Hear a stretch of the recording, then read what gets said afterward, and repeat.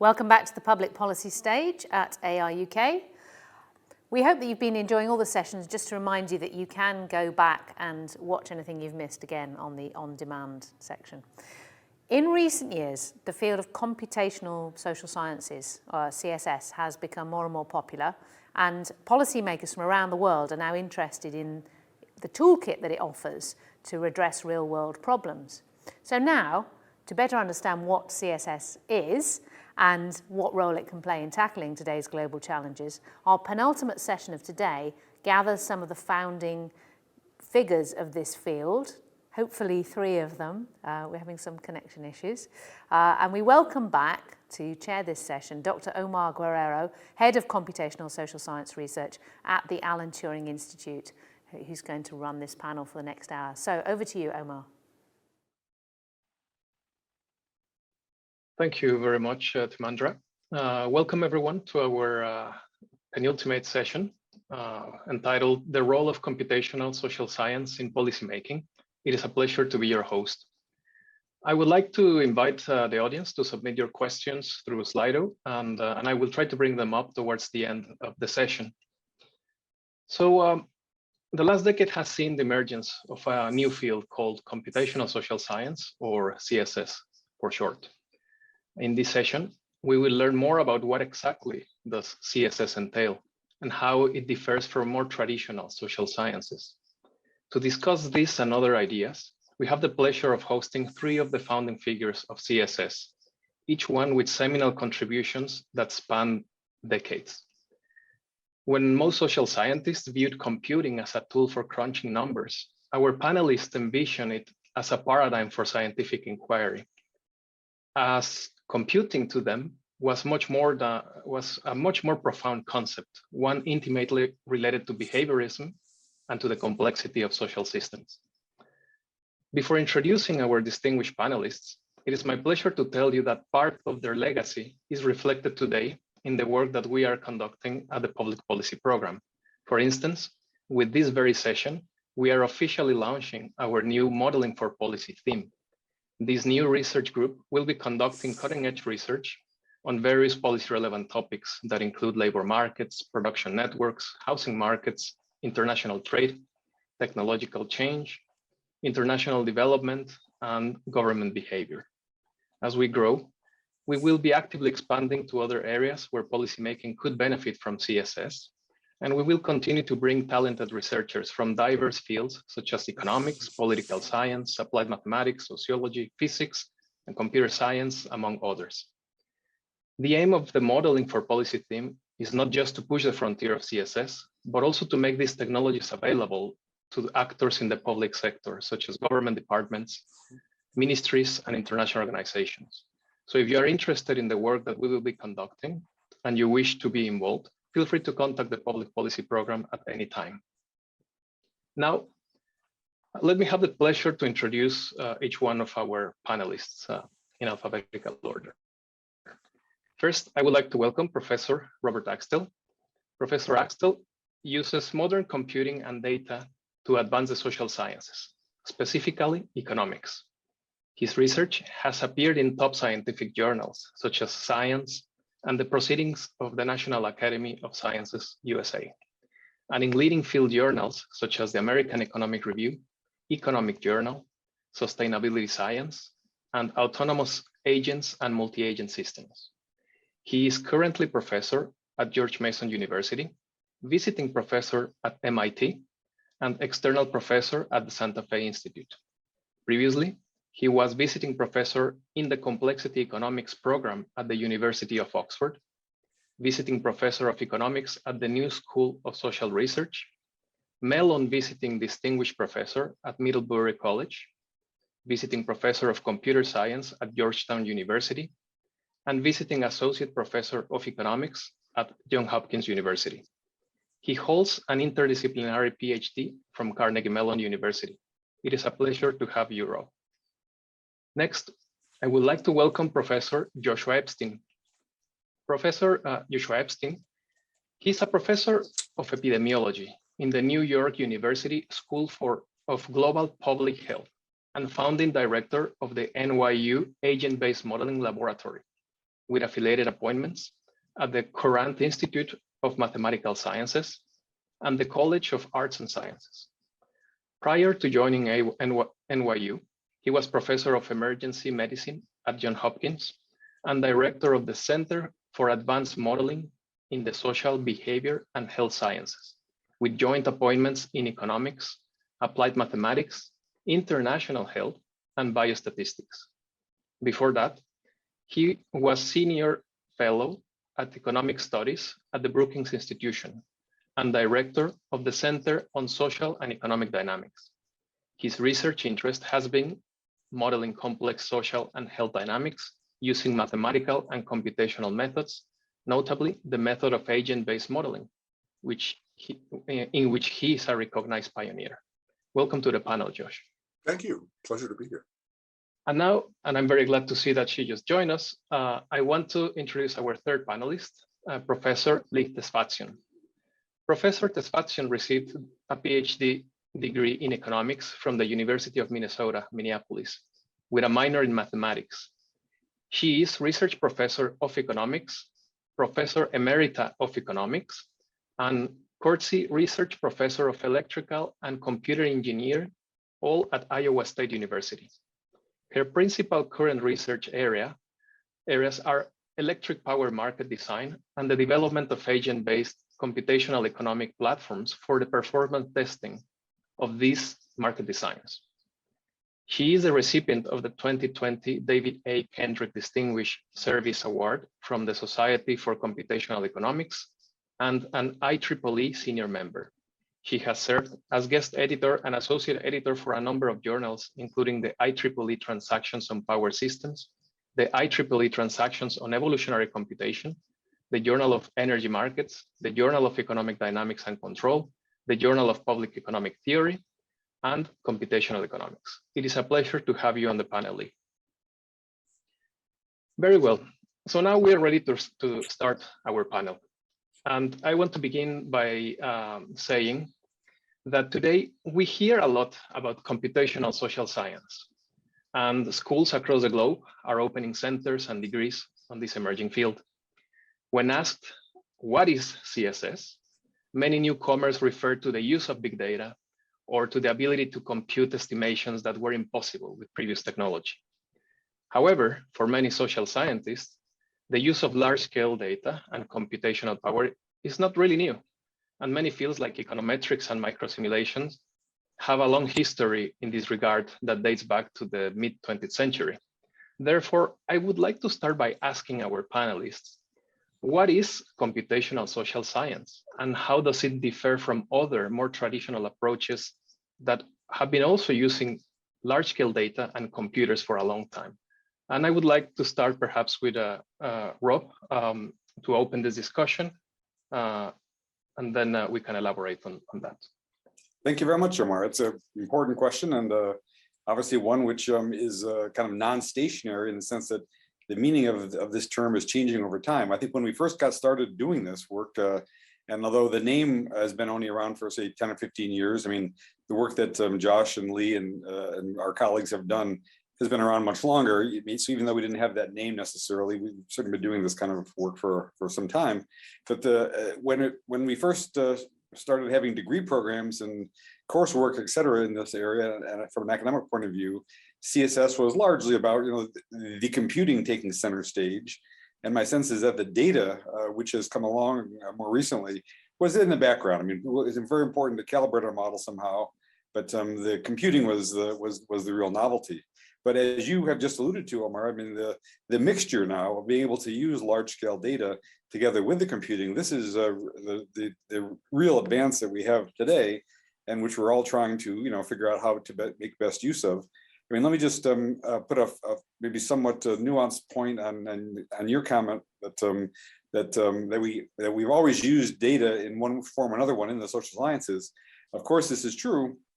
The way that data were gathered and then provided to researchers, and when I was a graduate student 30 years ago, in essence was to the government or some other body would bring the data together and then provide it to us in an aggregate or summary term somehow.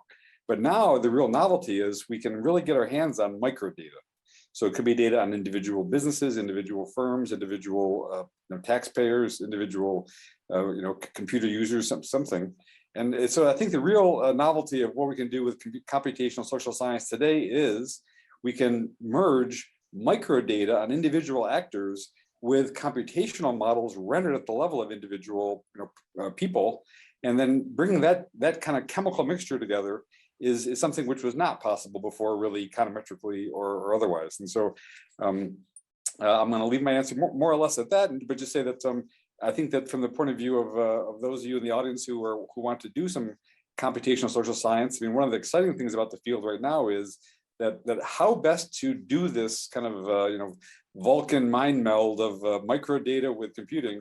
The cool answer is nobody really knows the best way to do that today. We're all taking shots there. We're all trying to do it, but this is a brand new field, and my sense is that the best work remains to be done yet. So it's a very exciting time to be in this field.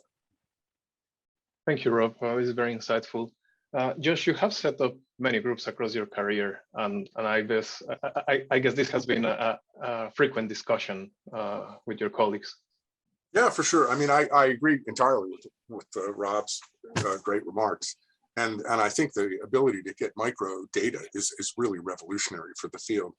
Again, there's a lot going on that called computational social science, but to me, the kind of my central goal, and I think a central goal of the field, is still to understand how social patterns, macroscopic patterns, stationary distributions, epidemic time series, segregation patterns, social patterns, how do they come about? How do they emerge from the interaction of heterogeneous, cognitively plausible agents? And can we populate models with creatures of that sort? And again, it's wonderful that at this point, I think it's a big watershed that we can check the micro rules against these new forms of data. I mean, when we talk about epidemic modeling, we use the ideas that, that's largely a behavioral phenomenon. And it depends heavily how people behave. Do they refuse vaccine? Do they prematurely abandon distancing? And can we track their fears, their attitudes, their sentiments, well-founded or not? And the advent of large-scale social media data really allows us to check these models both at the macro scale, can we replicate the observed dynamics, but also the micro world. And I think this is, for policy, a huge deal. I mean, I think a lot of people think to make policy, I have to predict stuff. Well, I mean, it's very important to understand these underlying mechanisms also, not just to predict, but to explain why these large-scale things come about and to intervene at that level. You can now design interventions at the micro level having to do with messages and information and the rest of these things, and try to change the emergent phenomenon. So I think it's a big deal, and it's very different from other approaches. I mean, we've talked about this, Rob and I, published a great deal about it, but it's certainly, very different than game theory, where you're just trying to figure out, if you say, I want to explain something to them, that means, or in game theory, that means furnish a game in which the observation is a Nash equilibrium. If it's Gary Becker, it's, furnish an optimal control problem in which the observed behavior is an extremum aggregate regression. That doesn't do what we're about because it's really macro to macro, and we're micro to macro or micro to meso or something, but the micro world isn't represented in regression. So that can't do this. It's wonderful. It could be predictive. It can do all sorts of things, but it doesn't get its teeth into this problem. And ODEs, which are fantastic, marvelous, we all grew up on them. Also, they don't have heterogeneous agents. Typically, they're deterministic, continuous picture, can be very wonderful and insightful. But again, we can relax those constraints in agent-based models. Rob wrote a piece on the varied uses of agent-based models, and one is precisely to relax these very stringent assumptions of the ODEs and use these models as test beds to study the analytically intractable problems. So there's a ton going on. I think it's very different than traditional social science. And like Rob, I think it's an incredibly fertile, exploding area. And the advent of huge computing, big data are really, those are massive transformative changes in the landscape. Fantastic. Thank you, Josh. I sense that there's general conception about a multi-scale Yeah. issue causation, vertical mechanisms that goes beyond the forecasting exercise. And so Lee has a lot of experience working on this area as well. I'm just, oh, we can hear you, great. Oh, Thank sure. you. Quite a different experience than Rob and Josh. So that's, it's kind of interesting to me that this conference that you're holding is actually closer to my interests than, say, for example, many of the previous conferences, which have focused on explaining social behavior by looking at data, particularly big data. What my specialty has been, from my advisor on, who is a mechanism design person, I'm interested in institutional design, particularly market design, and not just market design for ordinary good, but market design for electric power, where you have to really understand the underlying physics and flow of electricity on a grid. You have to understand the regulatory policies. You have to understand the whole setup institutionally. And then the issue is, when you change the institution, the behavior is going to change. I mean, that when you change the rules of the game, people are going to react differently. So you cannot rely on historical data to straightforwardly to predict what's going to happen when you change that policy or that institution. And so what I'm using agent-based computational platforms for, I view it as a way of crossing what I call the valley of death between usual university work at a conceptual level, small scale, low fidelity, and then the people I work with in industry who are doing field studies, pilot studies. They have actually very large scale models, and then they go out in the field with these, and then they actually conduct pilot studies with actually connected physical equipment. So there's a gap there between the conceptual modeling that academics do typically, and what the industry and government agencies are looking for as prerequisites for implementation of policy change. And what I'm doing is building platforms that cross that valley of death, because what we're doing is larger scale modeling than the typical conceptual model, but we're doing detailed systematic computational experimentation like a computational laboratory to see what kind of policy change, what kind of institutional changes might work well to accomplish whatever goal it is we're trying to do. Right now, what we're trying to do is 2050 net zero, which is bringing the grid to a net zero emissions state. And that's going to involve how do people behave? How do people react? How do they use their devices? How do they use electric power? How do we price it? How do we trade it? And then, of course, how does it flow on the grid when you have these renewables coming in that are not now connected? How do you get them connected, and so forth? And so I'm really quite involved with transdisciplinary study. And I have spent the last 20 years becoming transdisciplinary in the sense that I've really studied power systems at the level of how power flows, I mean, really studying what it's all about and getting to the foundations as well as economic, and trying to understand the difficult economic issues of pricing and trade in a situation where you have a transmission grid with public good aspects, and you have strategic gaming going on among the participants that are private. Of course, they want to make maximum profit, but then you have the central manager of the system, the independent system operators, who are trying their best to keep the system reliable. And reliability requires instantaneous balancing of withdrawal and injection of power into the grid. That's not like competitive equilibrium. That's a physical requirement. That's not something that people just think is you want to do for efficiency. You have to do it to keep the grid up. You have to do it to keep the grid working. And so these are huge challenges. And I'll just end with one thing. In my experience, in this area of design, of policy design, institutional design, it is really, really important to view this as a transdisciplinary problem, meaning you really have to think carefully about the social and the physical aspects. And so the two together have to be joined. I mean, they're complex, intertwined aspects of the problem. 2020, getting zero emissions by 2050 is a complex, intertwined social and physical problem. And so to handle this, we really do need people. And I've tried in earlier days, I've tried just working with power engineers, but that wasn't enough. I really had to dive into the field and cross over and back and cross over again. In other words, become truly knowledgeable about what it was that this system was all about.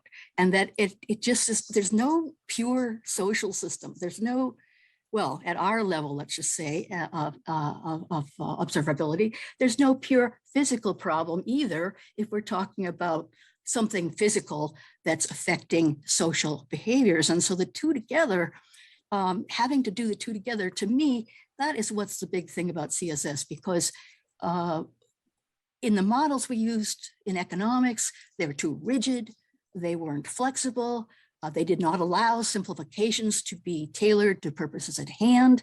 What CSS is doing, agent-based modeling in particular for me, is just allowing modeling that's both flexible and rigorous, and we can use that flexibility to tailor the initial conditions of the problem specifically to specific grid configurations, specific areas, specific lands areas, weather patterns, whatever it is, in terms of the forcing terms.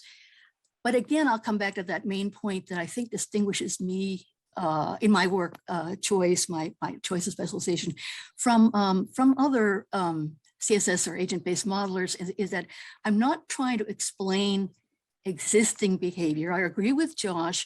I need to understand as best I can how people determine their behaviors in alternative situations. But what I really need to do is figure out how different changes in policy, different design aspects, will cause behaviors to change, will open up new opportunities to exploit market power, gaming, strategic, interventions.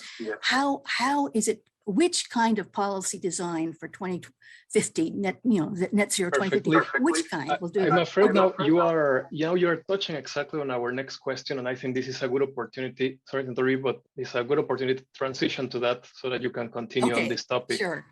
So actually, the question has to do precisely with the fact that if indeed there are then distinguishing features about CSS from traditional social sciences, this also means that there are old policy problems, policy challenges that have not been properly dealt in the past, and that now with CSS we can tackle more effectively. So the question has to do with which are some of those old, not the new ones, we're going to get there, but just the old policy challenges that you are aware have not been properly dealt with, and that now we can with these methodologies. Lee, if you want to open this. I'm sorry, who did you say? You, Lee, please. Oh, okay. Yeah, on that question too, I thought about that a long time. There's a lot of things you could say, but I really think it's bottom to top empirical validation. I'm not saying we're doing it yet or doing it well yet, but the ability, or at least the opportunity, to do bottom to top comprehensive empirical validation. I just want to mention 4 things. Input validation, the inputs making sense for the world that you've constructed, particularly agent-based modeling world.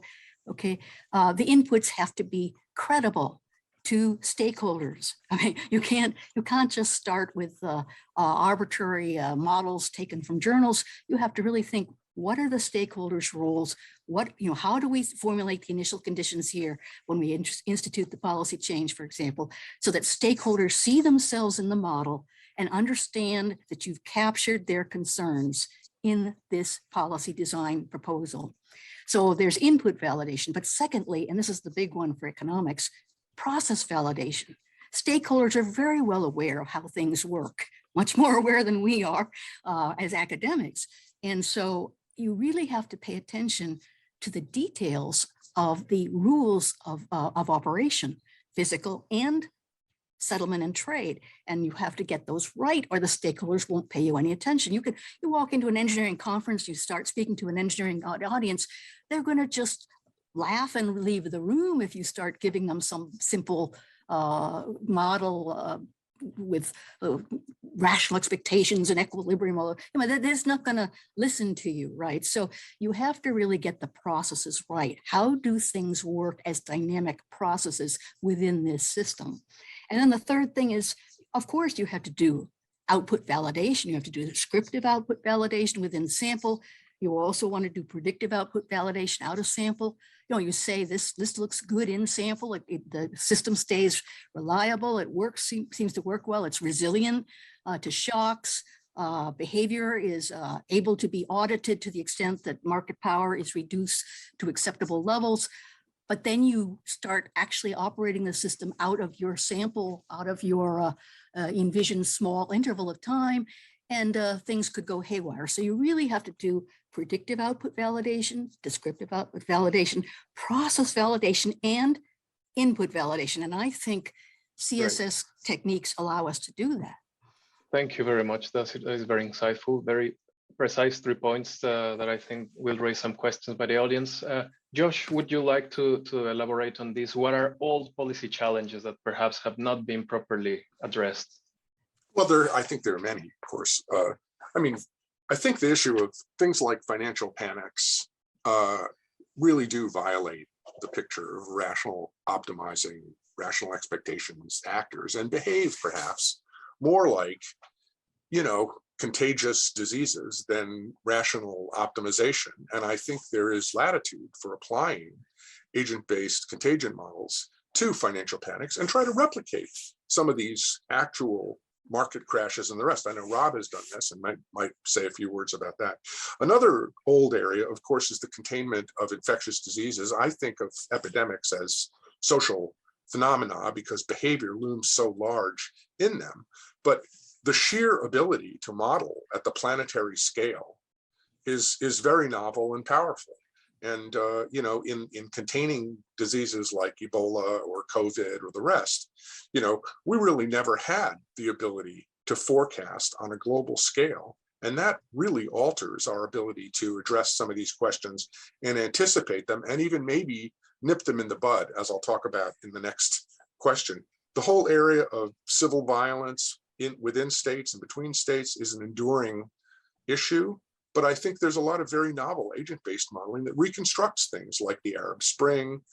Carlos Lemos has been doing a lot of this, and that work I think is very interesting. And it exploits micro data from social media on how judgments of illegitimacy, how political grievances are expressed and spread in social media. And even on the interstate level, not just the intrastate level, people like Lars Sederman have done a very nice job reconstructing the power law distributions of conflict sizes and the rest. So I think fields like the four horsemen of the apocalypse are being studied in a very new way, and I think that's very exciting. So great, thank you. Enduring issues. Indeed, I agree, and I think many members of the audience will do as well. And Rob, do you want to add here? Sure. Let me just give one very short, brief, kind of very concrete example. Is that over the course of the 20th century, essentially all the world's fisheries, kind of painting with a coarse brush here, all the world's fisheries became overexploited. Now, some of them were overexploited so far that they went to extinction.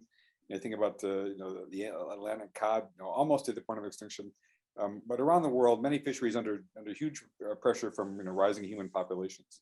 So one area where I think agent-based modeling and computational social science has contributed, in the last decade or so, is that, some people in the audience will know the model I mentioned. The Poseidon model has arisen as a general framework for trying to manage fisheries from the point of view of modeling every single fishing vessel. So if there's a fishery that has 123 trawlers looking for a certain kind of rockfish or something, we can build models today with very high fidelity of each one of those fishing vessels.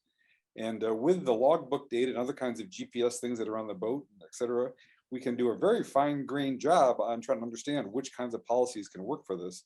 And so there has arisen in the last 20 or 30 years of fishing management, much more fine-tuned policies which can have a role in actually ameliorating these this long history of 20th century overexploitation of fisheries. So today we have things like individual tradable quotas, marine protected areas, et cetera.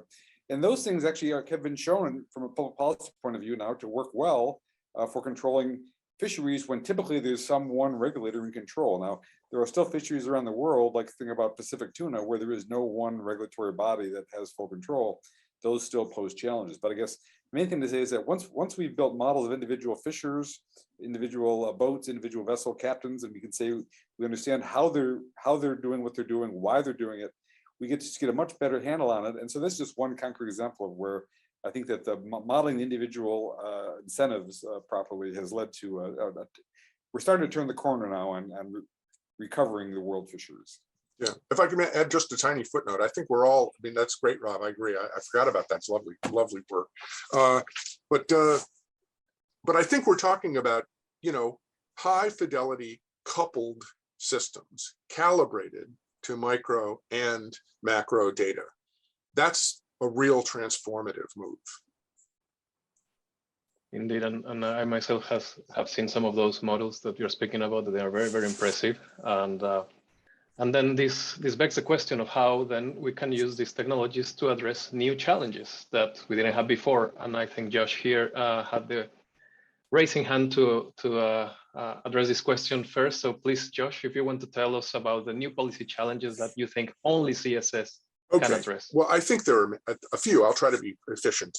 One of them, again, is this: is the world is just much more connected than it was before, than it was in 1918. And we have, you know, SARS was on 5 continents in 24 hours. The connectivity in the air, on land, in every other way makes these novel pathogens like COVID, you know, very, very threatening on a global scale. And we never had models that permitted us to use real-time surveillance data to forecast what's happening and to calibrate our responses accordingly. So I'll give one example. We were asked, my group was asked by Health and Human Services during bird flu. There was a great deal of concern that this would recombine with normal flu, which is very transmissible, to produce a new pathogen that's both highly transmissible like normal flu and highly deadly like bird flu. And the question for our modeling group was very straightforward. As these were the stakeholders at HHS, and they said, look, we have no vaccine for this if it happens. We have a stockpile of antiviral drugs. So modelers, if this thing evolves and emerges in Thailand or Asia, do we A, send the whole stockpile there to try to crush it at the source, or B, withhold the whole stockpile for Americans in the event that it goes global? Very clear question, clear stakeholders. But you can't get your brain around that without a model. There's no way to really think about it rigorously or even frame the question in an orderly way. And of course, we were able to come up with, again, it's very complicated. And as Lee said, there is no new novel pathogen. So you can't go collect data on it. You have to make a prudent decision based on what you have. And, you know, it turns out that, look, if we knew that the thing had evolved within 21 days, then yes, it makes sense to send the whole stockpile. Otherwise, it makes sense to withhold it. But the main point is you can't even get your brain around the question or even bound the uncertainties or do something akin to weather forecasting without these models. And it's a huge watershed that we can in that area. And we've done it quite a lot on swine flu, bird flu, Ebola, 9/11. After 9/11, there was a big smallpox concern. And again, with Lee, we had great success working with domain experts who are not modelers. I mean, I think the whole area of kind of participatory modeling with domain experts is also very lucrative. And Rob and I had the same experience working with archaeologists, and I'm doing work on software law and software accountability with people who know all about law. So again, it's these coupled systems, interdisciplinary work enabled by these platforms that I think is new areas. Other things are, we've built artificial cities to study, we built an artificial New York to study Zika, an artificial Los Angeles to study evacuations. We can do automated contact tracing using this, again, Rob said, as we say, we've got this fantastic data from geocoded cell phones and other devices that lets us actually track in detail who's in contact with whom. That's utterly revolutionary. So I think there's new questions and new approaches to them. They abound, and I think they're very exciting scientifically and very important from a policy standpoint.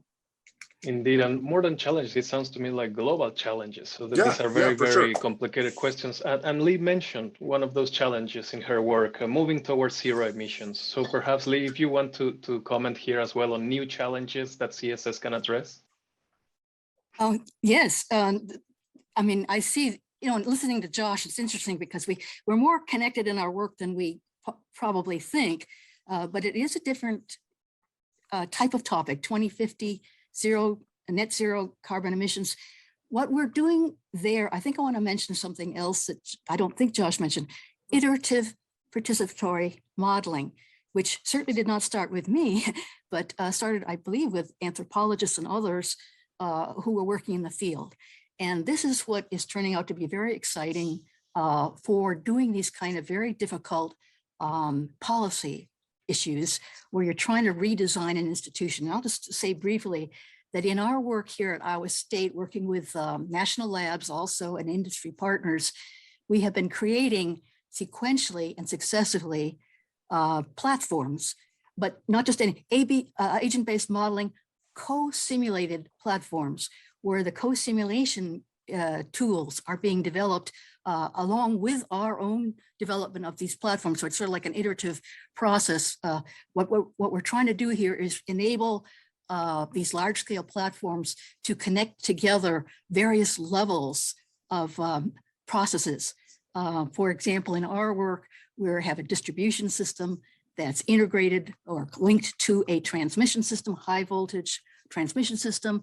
The customers are all down at the distribution level. The producers, the bulk producers of power, are up at the transmission level.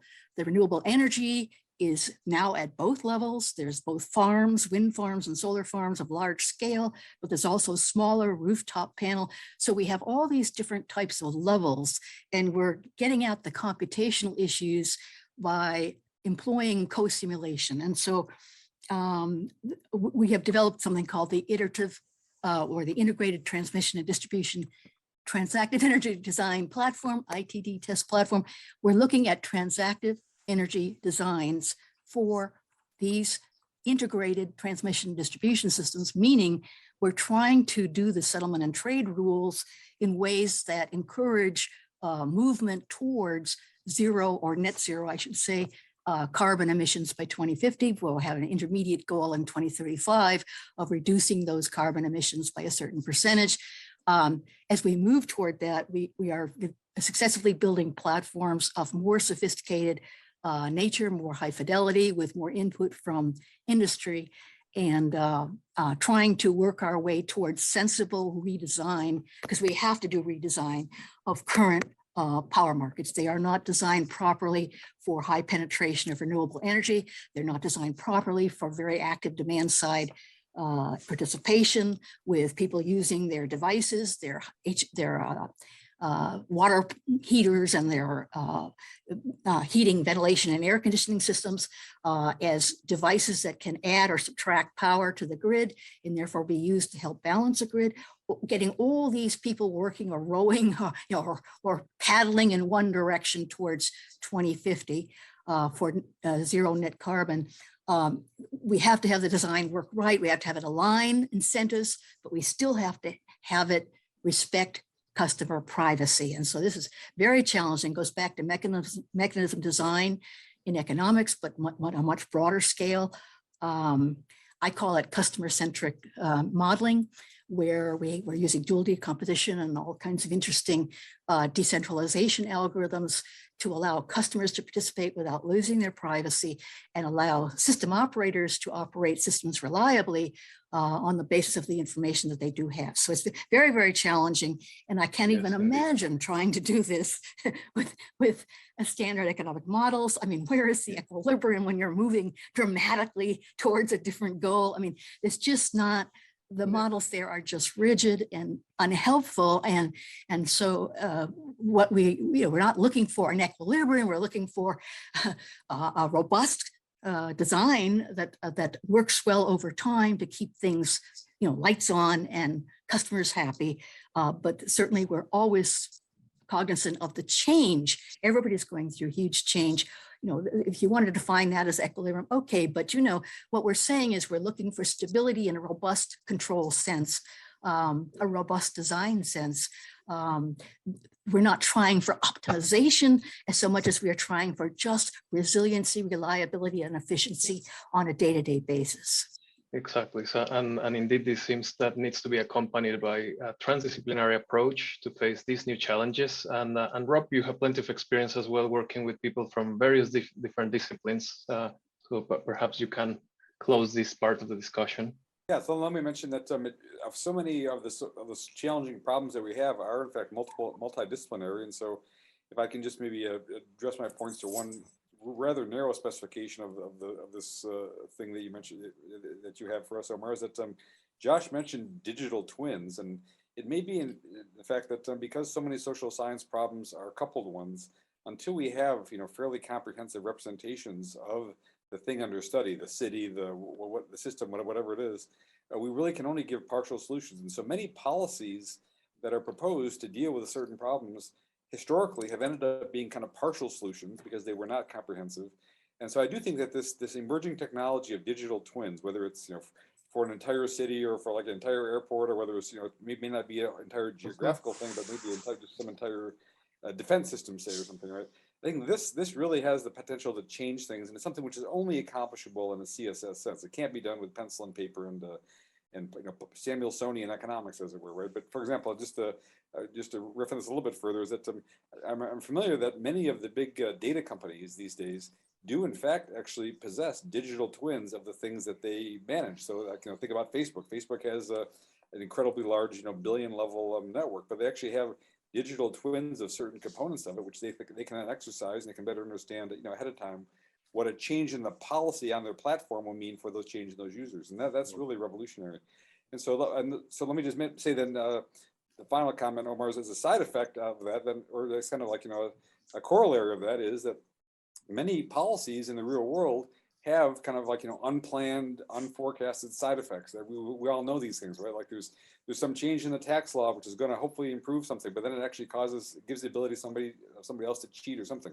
So almost all policies end up, because they're unfolded in complex systems, they produce these weird or nasty side effects.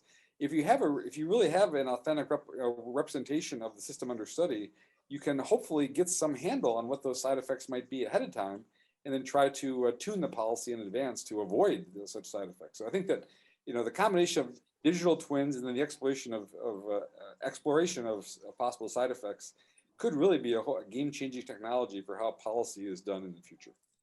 A tiny footnote on that. I know you were hurrying, but I couldn't agree more with that. I think it's a very exciting point.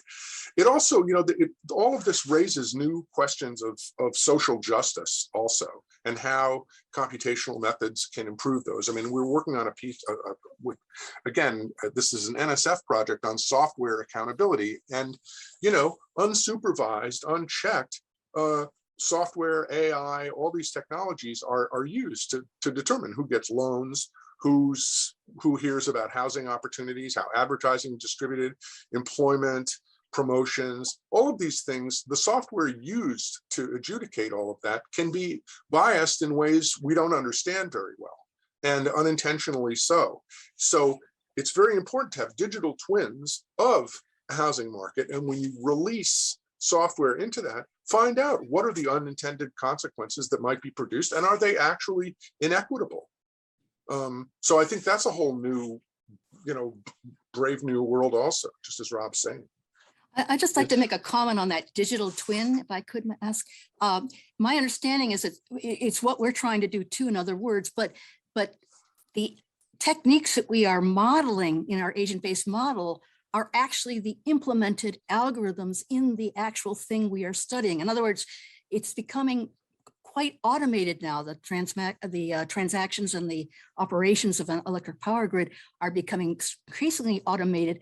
And what we're doing is using the exact same software maybe on a different scale, that they use to optimize the security constrained unit commitment, security constrained economic dispatch. We're using exactly the same equations, the automated optimization solvers that they are actually using in the field, we are using in our model. And I think this is really, is this the idea that you mean when you say digital? It's not just a digital twin, it's we're actually we're not just representing the mechanism, we are implementing the same mechanism. And that is, maybe again on a different scale, but still the actual same algorithms that they are using in practice are being used in our model. This is really amazing. It just changes empirical validation and fundamentally changes what we mean by empirical validation, to be able to not just replicate processes, but reproduce them exactly, with the same software,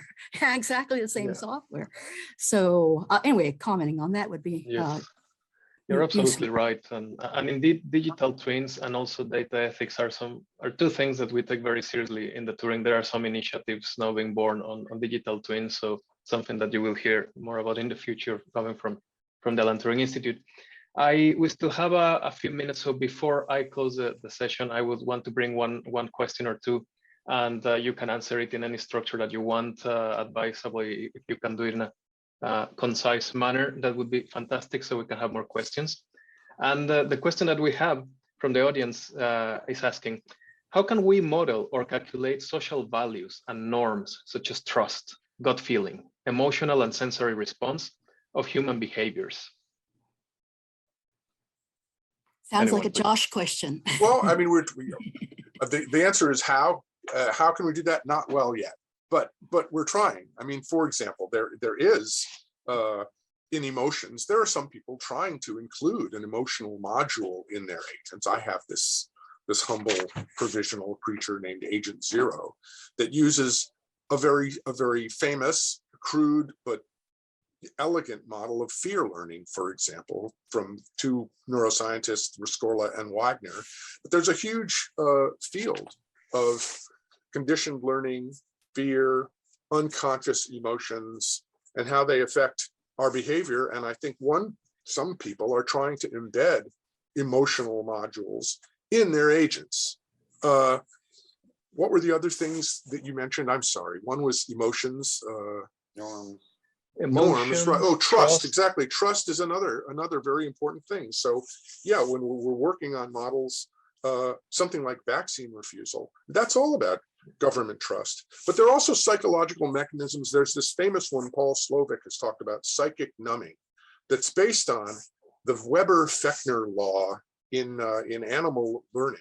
And it really is a mathematical representation of that adage, the death of one child is a tragedy, the death of a million is a statistic.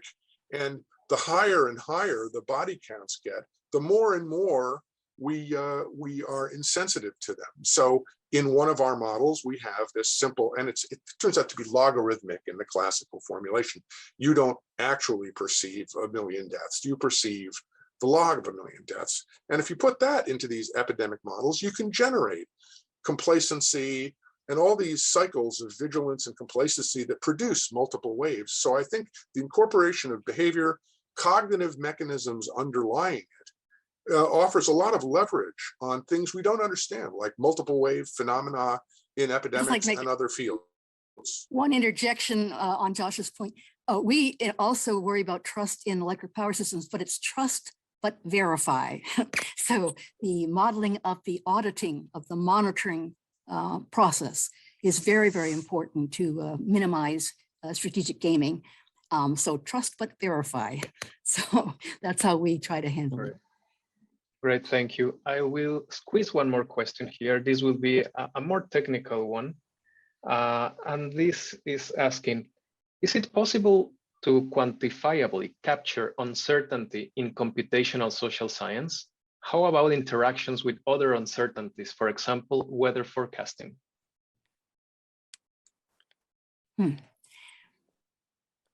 That's a two-part question, really, because if I could maybe just say a few things. In power systems, we do worry very, very much about forcing terms like weather conditions, and also voltage conditions and things of that kind that are outside of a, they're all across the grid. We worry about the conditions all across the grid or the network, and how it interacts with the actions of individual power producers and customers. But what we're trying to do there in terms of the design is not so much prediction as I said before, robust control, robust statistics. So we're not trying to figure out every single detail or what is the distribution of this or that. What we're trying to do is keep the system operating within, I think this is an old idea by Leonifid, within corridors where we know the system will work reliably. And we don't know enough to absolutely optimize. Maybe we could never do it because it's a multi-objective problem in any case. But what we're trying to do is robust control, robust statistical control of uncertainty. And so we have things called uncertainty sets, where we have conjectures about the maximum and minimum that we'll see for uncertain consumer demand the next day or hour or whatever. And then we try to keep the system operating with enough reserve so that we can meet those expected bounds if they should occur through contingency. And so it's a different kind of approach to uncertainty, where you're trying to live with it, reduce it when you can and when it's possible, but live with it by taking actions, insurance kinds of actions, to have enough reserve capacity on hand to meet whatever the uncertainty throws at you in the tails in particular. Thank you. Great, thank you. Any last words from the rest of the panel? We have some seconds before I close. Well, I had not to interrupt Rob if you have something, but I was just going to say, yes, uncertainty is central. I mean, the whole issue is we don't know what the next pathogen is going to look like. We don't know when the next earthquake is going to happen. But one of the very interesting things we can do, and in the LA model, for example, it's a toxic aerosol, but that depends heavily on the wind conditions and the release points and the release volumes and a million uncertainties that we can't solve before the event. What we can do, however, is build what I've called petabyte playbooks, where you say, look, this could unfold in a million ways, but we can pre-analyze those and get quickly into the right ballpark if it happens in this city at this time under these, in this season under these atmospheric conditions, so we can prepare even when we can't predict in some cases. And I think, again, that's afforded by high performance computing that we just didn't have before, virtual cities, all these things. And let me mention the weather analogy, because I think it's relevant here, is that, it was really up until 1980 that, to follow up on Josh's point, numerical computational models of weather were actually outperformed by some guy in the back of the room with a giant lookup table saying, like, the weather in Denver in 1981 is going to look like, something we had in 1932 because of this pressure table or whatever, right? So the point is that it was not until 1980 that you had enough computing power to actually do better than a giant lookup table. But since then, we really can do a lot better, right? But how much better can you do? Well, we can really now get a couple weeks ahead, right? You can have a reliable weather forecast a couple weeks ahead. You can't do 2 months or 2 years or or two millennia ahead. You can do 2 weeks. Now, that's taxing the most giant supercomputers that we have. Now, having said that, I mean, in some sense, weather is kind of a game against nature, right? The uncertainty in the weather is, the weather is going to be stochastic, but it's not out to get us somehow. But now, many social systems, of course, the level of uncertainty is much deeper because now it's going to depend on what other actors are doing, right?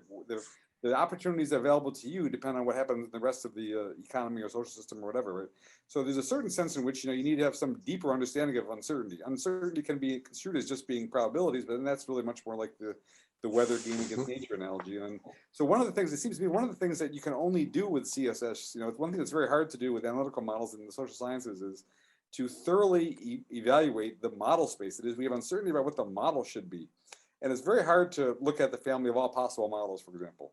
But that's something which we can do, in the CSS space. And often, by the way, let me just kind of I'll conclude with this kind of riff on the relationship between traditional statistics and econometrics vis-a-vis CSS, and that say that when in fact we are in a kind of a stationary regime, well, we know how to use econometrics to analyze things, but what we know from machine learning stuff, AI in the last decade is with neural networks, we can do a very fine job, typically a better job than things like logistic regression, for example. So we can do very fine job on prediction when in fact we have a lot of data to train on, right? We know that, and we can do that computationally using AI, et cetera. But when you're going to enter a new regime for which there are not adequate data, it's not going to be the case that either a regression or a neural network is going to necessarily help you very much because the regime is in fact novel.